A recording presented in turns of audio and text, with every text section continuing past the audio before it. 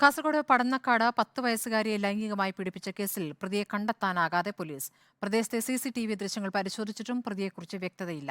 CCTV ദൃശ്യങ്ങൾ പരിശോധിച്ചത് പ്രകാരം കസ്റ്റഡിയിലെടുത്ത യുവാവിന്റെ രക്തസാമ്പിളുകൾ DNA പരിശോധനയ്ക്ക് അയച്ചു. ബുധനാഴ്ച പുലർച്ചെ 2:30 മണിയോടെയാണ് ഉറങ്ങിക്കിടന്ന പെൺകുട്ടിയെ വീട്ടിൽ കയറി തട്ടിക്കൊണ്ടുപോയത്.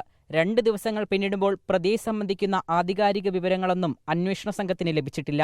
കുട്ടിയെ തട്ടിക്കൊണ്ടുപോയതായി പറയുന്ന സമയത്ത് സമീപത്തെ വീട്ടിൽ നിന്ന് ലഭിച്ച CCTV ദൃശ്യങ്ങൾ പുറത്തുവന്നു. ഇവ പരിശോധിച്ചുവെങ്കിലും വ്യക്തതയില്ലെന്നാണ് പോലീസ് പറയുന്നത്. ലഹരിമരുന്ന് കേസിൽ ഉൾപ്പെടെ പ്രതിയായ പടന്നക്കാട് സ്വദേശിയായ യുവാവിനെ പോലീസ് കസ്റ്റഡിയിലെടുത്ത് ചോദ്യം ചെയ്തു വരികയാണ്. ഇയാളുടെ രക്തസാമ്പിളുകൾ അന്വേഷണ സംഘം DNA പരിശോധനയ്ക്ക് അയച്ചിട്ടുണ്ട്. ജില്ലാ പോലീസ് മേധാവി P. Bijoy, north DIG Thomson ജോസും അന്വേഷണ പുരോഗതി വിലയിരുത്തുന്നുണ്ട്. കാഞ്ഞങ്ങാട് DYSP VV ലതീഷിന്റെ നേതൃത്വത്തിൽ 26-അംഗ സംഘം പ്രതിക്കായുള്ള തിരച്ചിൽ തുടരുകയാണ്. ഇതുവരെ 200-ലധികം CCTVകളും പ്രദേശത്തെ വീടുകളും പരിശോധന നടത്തിക്കഴിഞ്ഞു. Reporter Arjun Hema, in reporter, Kasaragod.